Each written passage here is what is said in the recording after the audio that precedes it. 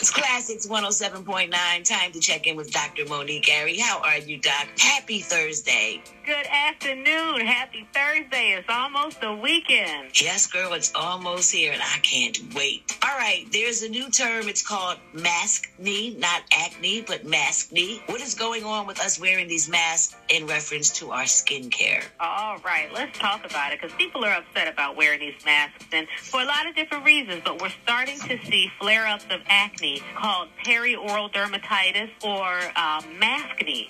And the technical term is acne mechanica, and it's the result of mechanical friction of fabric against the skin. So this isn't a new concept.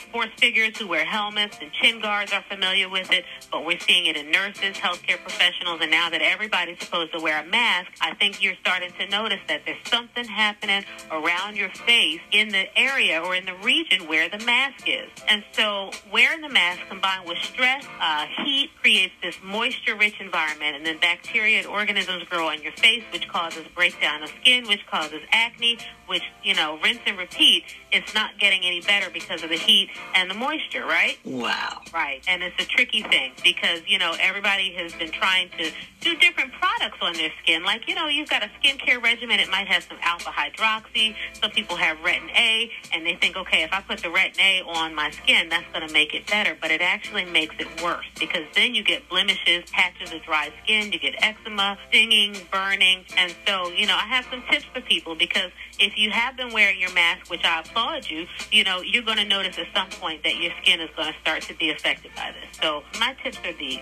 You want to avoid synthetic material against your face. There's some really funky and sexy looking masks out there, but you want to make sure that you have a cotton layer on the side that's facing your skin, and preferably a dye-free cotton layer. I recommend that everybody use alcohol-free toners, alcohol-free skincare products, and use gentle cleansers. So you want to wash, but don't overwash, and avoid really harsh products. The soapy SDS and sodium lauryl sulfate products exfoliate. So at least once a week, you should be sloughing the dead skin layers off of your face and trying to avoid moisturizers that are very, very heavy in oil. So even your lip glosses, you want to use something that's richening in like a conditioner or a hydrating serum, but you should not use those heavy lip glosses that are sticky. And the last thing is wash your mask. If you're going out daily, if you're an essential worker, you really need to be careful how you remove your mask, and then you should be washing it in hot water, probably with bleach, and then, taking it through a rinse cycle that's going to get rid of those chemicals as well, because bleach and other harsh chemicals can affect your skin, but we want to make sure that we kill the virus.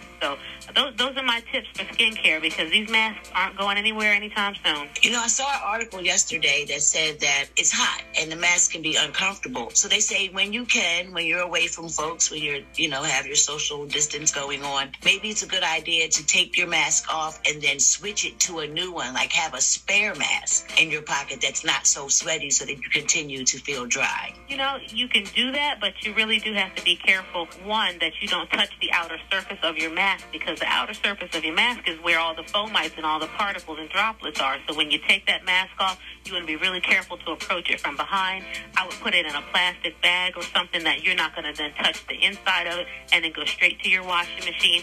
And if you want to switch to something that's a little bit lighter, that's okay, but just be mindful if you're out and about, if you're eating and laughing and you take your mask off, well, that's how particles can travel. You're sitting across the table at an outside cafe, and, all of a sudden you're laughing, you sneeze, you cough, and boom, you're putting yourself at risk. So, the best safety is to continue to stay at home. Let's be honest. You said it best. That's what I was about to say. I'm not worrying about wearing a mask that long because I'm staying in the house. You can rest at home, do your own moisture mask, and, you can do some fun things with your skincare. But this is not the time to get fancy and get brand new with your skin regimen.